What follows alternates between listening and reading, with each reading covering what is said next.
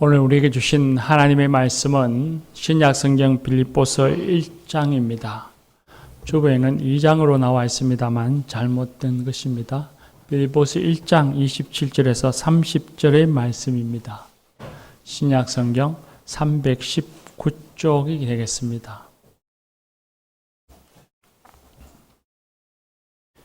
빌립보서 1장 27절에서 30절의 말씀입니다. 이제 하나님의 말씀을 경청하시겠습니다. 오직 너희는 그리스도의 복음에 합당하게 생활하라. 이는 내가 너희에게 가보나 떠나 있으나 너희가 한 마음으로 서서 한 뜻으로 복음의 신앙을 위하여 협력하는 것과 무슨 일에든지 대적하는 자들 때문에 두려워하지 아니하는 이 일을 듣고자 함이라. 이것이 그들에게는 멸망의 증거요 너희에게는 구원의 증거니 이는 하나님께로부터 난 것이라. 그리스도를 위하여 너에게 은혜를 주신 것은 다만 그를 믿을 뿐 아니라 또한 그를 위하여 고난도 받게 하려 하심이라. 너희에게도 그와 같은 사움이 있으니 너희가 내 안에서 본 바요 이제도 내 안에서 듣는 바니라. 아멘. 이 말씀으로 은혜 주실 줄 믿습니다. 니보의 전도에 찬양하겠습니다.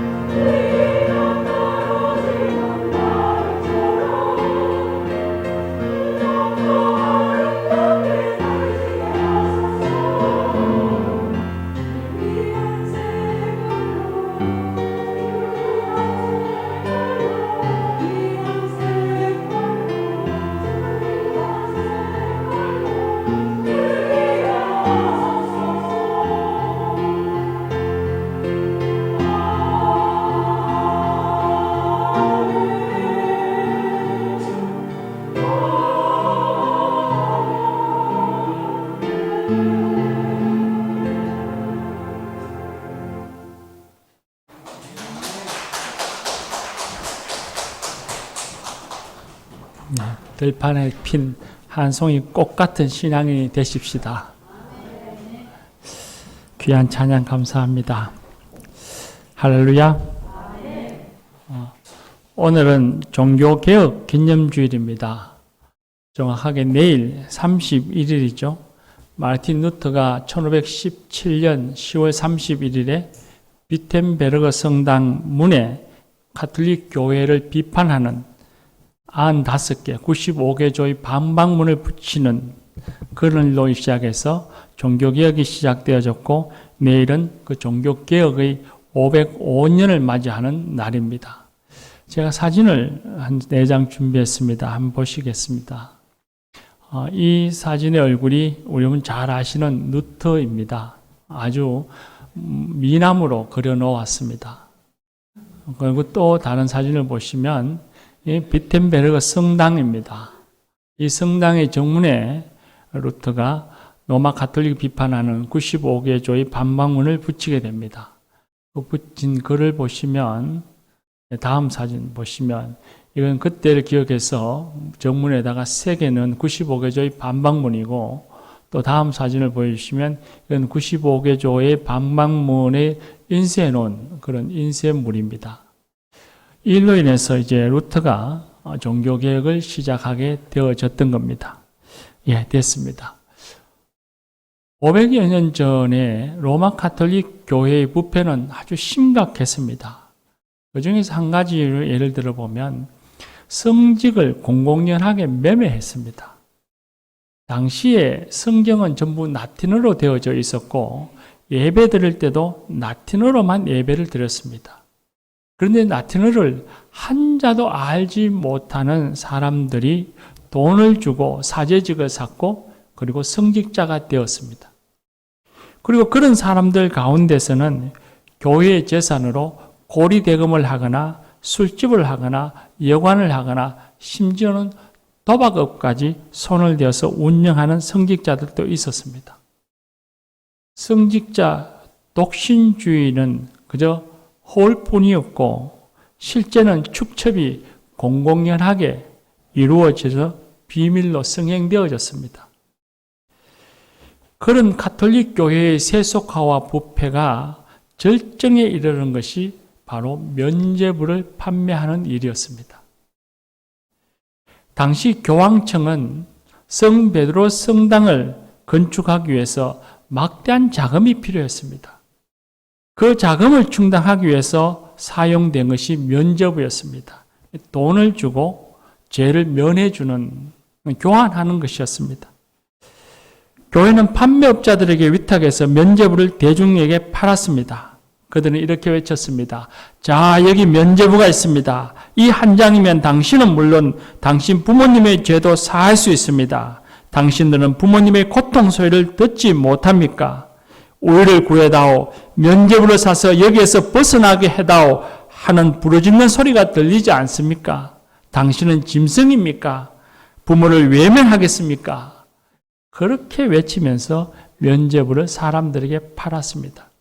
면죄부는 천국으로 들어가는 통행증으로 팔렸던 겁니다. 루터는 이런 로마 가톨릭 교회의 거짓과 부패에 대항해서 분연히 일어나서 비텐베르그 성당 문에다가 95개조의 방방문을 붙이고서는 로마 가톨릭의 면죄부 판매를 비판했습니다. 그 95개 논조의 핵심 사상은 인간이 의와 구원을 얻는 것은 사람의 의에 의해서가 아니라 사람이 자신의 행위의 공로에 의해서가 아니라 하나님의 은혜로 구원을 얻는다는 것이었습니다. 이런 진리를 깨닫게 된 것은 그저 머리로 얻어진 것이 아니었습니다. 루터가 가진 큰 경험이 있었습니다. 루터는 처음엔 로마 가톨릭 교회의 사제였습니다. 사제로서 의롭게 되어지기 위해서, 의로운 사람이 되어지기 위해서 그는 부단히 노력했습니다. 로마 가톨릭이 가르치는 고행과 수행을 그보다 더 열심히 했고 거기에 한층 더 열심히 나아가 헌신했습니다. 그런데도 불구하고 자식 자신이 의로워진다는 느낌이 드는 것이 아니라 여전히 죄의식이 떠나지 아니하였고 그 죄로 인해서 고민하고 번뇌했습니다. 그러다가 성경 말씀을 읽었습니다.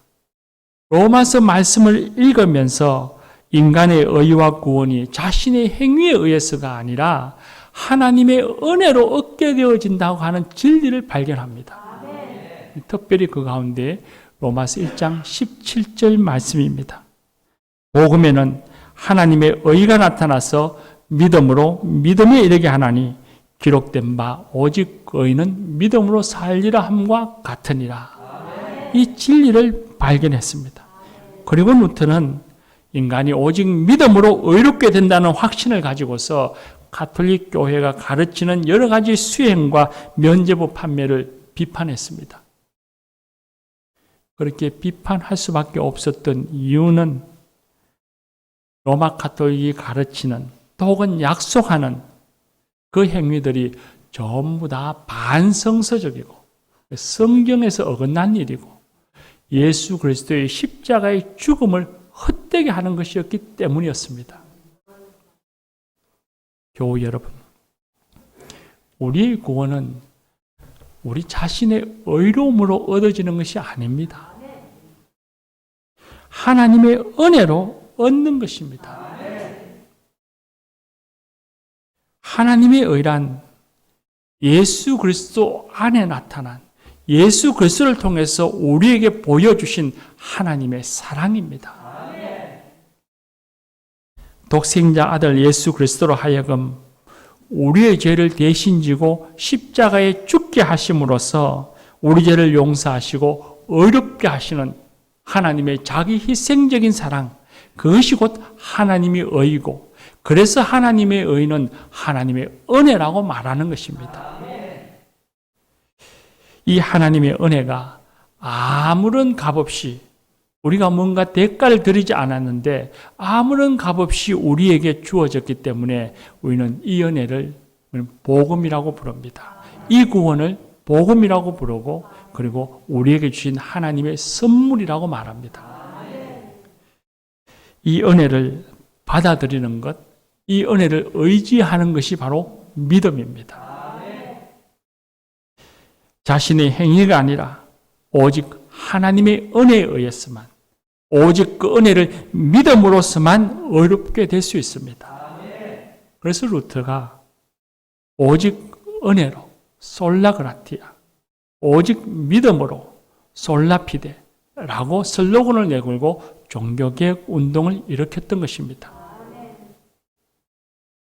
그리스도인은 하나님 앞에서 자신이 죄인임을 고백할 때에 내가 의롭다가 아니라 주여 나는 죄인입니다 고백할 때에 우리를 사랑하신 예수 그리스도 안에 나타난 하나님의 의, 하나님의 사랑이 우리에게 부여되어지고 그리고 우리가 하나님으로부터 의롭다 인정받는 의인이 되는 것입니다. 교우 여러분, 이 종교개혁주일에 이 진리를 우리가 다시 한 번 더 깊이 새기고 죄인된 우리를 불러 의롭다 하신 하나님의 그 은혜에 감사 찬양하는 성도들이 되십시다. 또 하나 종교개혁을 위해서 배워야 할 중요한 신앙의 가르침이 있습니다. 루터는 오직 믿음으로 오직 은혜로 구원을 얻는다고 하는 이 진리를 깨닫고 난 후에 자신만의 것으로 품고 있지 않았습니다. 자기의 지식의 기쁨으로만 누리지 않았습니다. 복음에 합당하게 생활했습니다. 믿음에 합당한 생활을 했습니다. 그 결과는 고난이었습니다. 그 당시에 일개 젊은 사제가 교황과 로마 가톨릭 전체를 대상으로 개혁운동을 한다는 것은 그야말로 계란으로 바위를 치는 것과 같은 것이었습니다.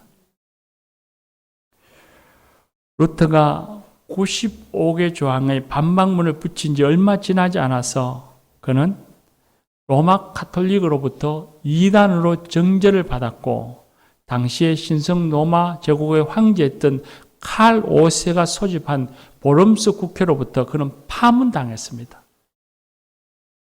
당시의 교회의 파문은 사형 선고를 의미합니다.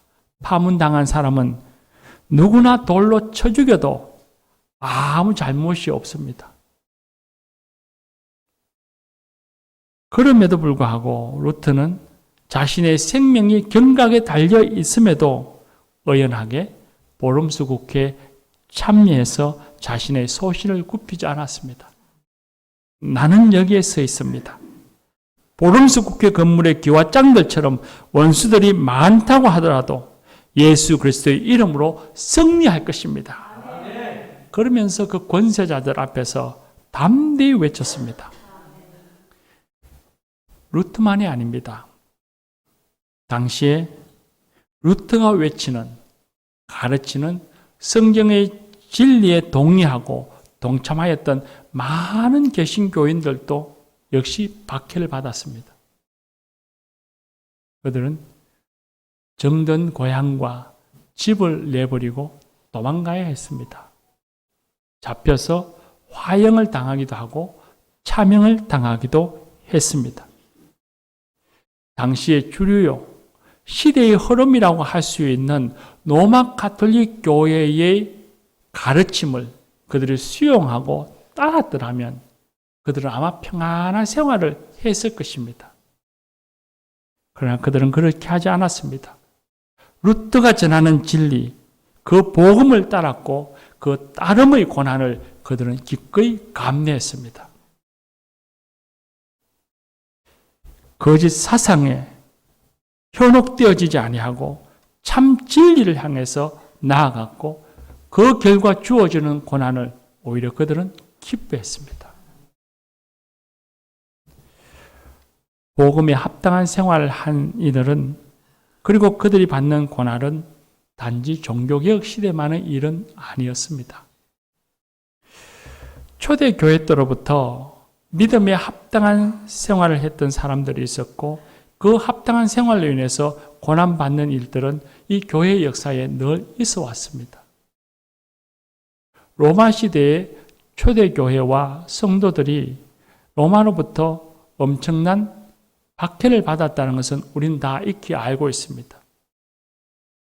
그리스도인들이 그 당시 그렇게 핍박을 받았던 이유가 사람들이 교회를 오해했던 것도 있었지만 교회가 성도들이 당시의 시대의 흐름에 반하여서 살았기 때문이기도 했습니다. 당시의 로마 사람들은 황제를 신으로 추앙하고 숭배했습니다.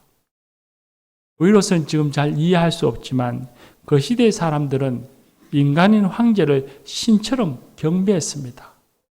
그래서 지금도 우리가 터키나 그리스, 로마 같은 로마가 다스리던 그 지역의 고대 도시에 가보면 그곳에는 로마 황제를 숭배하던 경배하던 신전이 세워져 있는 것을 발견하게 됩니다.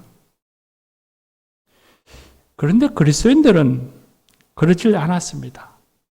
그리스도인들은 사람인 황제를 숭배하지 않았습니다. 그들이 황제를 숭배하는 일에 많은 사람들이 그 시대의 흐름에 따라서 그렇게 숭배했더라면 아마 훨씬 더 안전하고 평안한 생활을 했을 것입니다. 그런데 그리스도인들은 거부했고 복음에 합당한 삶을 살았고 그로 인해서 생기는 고난을 감내했던 것입니다. 또 하나 핍박을 받은 이유 중에 하나는 그리스도인들의 도덕적 생활 때문이었습니다. 당시의 로마는 폭식하는 문화가 있었습니다. 아마 여러분들도 로마 시대를 배경으로 한 영화를 보신 분들은 아실 겁니다. 로마 사람들은 비스듬히 누워서 많은 음식을 먹고 놀다가 배가 충만해지고 거북스러우면 낮게 나가서 그걸 다 토해내고 그리고 다시 돌아와서 그 자리에서 또다시 음식을 먹습니다. 그렇게 폭식하는 것을 그들은 당연히 여겼고 그걸 자랑으로 여겼습니다. 또한 로마 사람들은 우리가 지금 말로 꺼낼 수 없을 만큼 엄주하는 일, 또한 동시에 엄난한 일들이 도를 지나칠 정도였습니다. 지금 또 로마의 고대 도시들을 발굴해 보면 그 발굴된 도시의 거리에 있는 벽에 우리가 말로 할 수 없고 보기도 밀망스러운 아주 엄난한 그림들이 많이 그려져 있고 술에 취하여서 비틀거리는 사람들의 그림이 그려져 있습니다. 그만큼 당시에 로마 사회가 비도덕적이고 태폐적인 삶을 살았다는 것을 알 수 있습니다. 그리고 그것이 당연시 되어지던 사회였고 그것을 기쁨으로 여기던 사회였습니다. 그런데 거기에 반해서 그리스도인들은, 예수 믿는 사람들은 금욕적이라 할 만큼 음식 먹는 것을 절제하고 이웃을 도우며 살았습니다. 음란을 멀리하고 가정을 소중히 여기고 술 취하지 않았습니다. 그렇게 도덕적인 삶을 살아가는 그리스도인들을 반사회적이라고 핍박하고 박해했던 것입니다. 그리스도인들은 불의와 거짓에 맞서서 싸웠습니다. 총과 칼로 싸운 것이 아닙니다. 고난받을 줄 알면서도 고난을 당연히 여기면서 진리의 삶, 복음에 합당한 삶으로서 그들은 불의와 거짓과 맞서 싸웠던 것입니다. 성경에 나오는 교회, 고대 사회의 교회만 그런 것이 아니었습니다. 우리나라 초기 교회와 성도들도 이와 유사한 모습들이 있습니다. 우리나라에 처음 복음이 들어져 왔고, 그리고 그 복음을 믿은 사람들, 그리스도인들은 그 당시 사회의 여러 가지 거짓된 풍습과 그리고 불의와 맞서 싸웠습니다. 복음이 처음 들어올 때에 이 땅의 문화는 양반과 상놈을 철저히 구별하는 신분제도가 있었습니다. 여자를 천대하는 남녀 차별의 문화가 아주 또렷이 있었습니다. 그런 것들에 맞서서 그리스도인들은 모든 사람이 하나님 앞에서 다 동등하다고 주장하고 가르치면서 종이나 양반이나 여자나 남자나 어린이나 어른이나 모두가 다 하나님의 사람으로 소중하며 모두가 함께 살아야 한다고 동등하게 여기며 존중했습니다. 그뿐만 아니죠. 술과 노름, 축첩과 조언, 도둑질과 거짓말을 엄격히 금했습니다. 죽은 조상들에게 제사 드리지 않고 부모에게 효를 다하였고, 보릿고개를 넘어가야 하는 때에도 살 한 줌을 아껴서 이웃을 구제하고 선교하는 일에 사용했습니다. 그렇게 살아가는 그리스도인들을 반사회적이라고, 시대의 흐름에 역행하는 사람들이라고, 예수쟁이라고 놀리고 돌 던져 돌팔매질을 했습니다. 그러나 당시의 그리스도인들은 그런 고난을 오히려 감사했습니다. 아, 이제 내가 예수 믿는 사람이 되었나 보다. 그러면서 기뻐했고 당연히 여겼습니다. 그리고 그런 성도들의 삶을 통해서 지금 우리 사회가 이만큼 변화되어지고 이만큼 성숙해졌다고 저는 믿습니다. 교회 여러분, 루터와 같은 종교개혁자들을 통해서, 그리고 당시에 살았던 개신교인들을 통해서, 혹은 시대마다에 살았던 우리의 앞선 믿음의 선배들을 통해서 우리가 배울 것은 어떻게 구원받는가에만 머물러 있어서는 안 됩니다. 오직 은혜로, 오직 믿음으로 구원을 받는다고 하는 그 진리를 아는 것에만 머물러 있을 것이 아니라 어떻게 하면 참된 그리스도인이 될 수 있는가를 고민하고 그들로부터 배워야 합니다. 오늘 말씀을 한번 보십시오. 우리가 읽은 말씀 27절에 말씀하시기를 너희는 복음에 합당하게 생활하라 말씀하셨습니다. 그리고 28절에 복음의 삶에 대적하는 자들을 두려워하지 말라 하셨고 29절에 너에게 은혜를 주신 것은 그를 믿을 뿐 아니라 예수님을 믿을 뿐 아니라 예수님을 위하여 고난도 받게 하려 하심이라 했습니다. 은혜를 주신 이유가 고난을 받게 하려 함이라 했습니다. 다른 말로 표현하면 은혜를 받았으니 고난받는 것도 당연하다는 것입니다. 복음을 위해 고난받는 것도 인생의 선물이라는 말씀입니다. 그리고 30절 말씀에 보면 그런 고난, 그 싸움은 바울과 같은 사람에게만 있는 것이 아니라 온 누리에 예수 그리스도를 믿는 모든 사람들에게 주어지는 싸움이고 고난이라고 말씀하고 있습니다. 예수님께서도 제자들에게 누구든지 나를 따라오려거든 자기를 부인하고 자기 십자가를 지고 나를 따르라 말씀하셨습니다. 고난 없는 따름은 없습니다. 복음의 은혜를 받은 그리스도인들은 복음에 합당한 삶을 살아야 하고 그 삶 때문에 받아야 할 고난을 당연하게 여기고 그 고난을 기뻐해야 합니다. 세상의 어두운 죄악과 맞서 싸웠던 루터, 그리고 함께했던 당대의 그리스도인들, 그리고 교회들, 그리고 초대교회의 성도들과 교회, 우리 앞선 믿음의 선배들의 한국교회 성도들, 그들은 바로 이 주님의 말씀에 순종했던 것입니다. 우리 개신교를 영어로 프로테스탄트라고 합니다. 근데 그 영어를 단어가 프로테스트, 항의하다라는 말에서 나온 단어입니다. 왜 이 단어를 썼는가 하면 이렇게 불리는 이유가 불의에 저항하는 정신, 항의하는 정신, 이것이 개신교의 정신이기 때문입니다. 그리고 우리가 장로교회라고 부르는 것을 우리가 세계인들은 개혁교회라고 합니다. 영어로 리폼드 처치라고 합니다. 개혁 정신이 바로 우리 교회의 기본 정신이기 때문입니다. 그런데 참 부끄럽고 죄송한 말씀이지만 오늘날 한국교회는 세상의 불의에 저항하고 개혁하기는커녕 오히려 사회로부터 비난과 비웃음을 받는 교회가 되어가고 있다는 것입니다.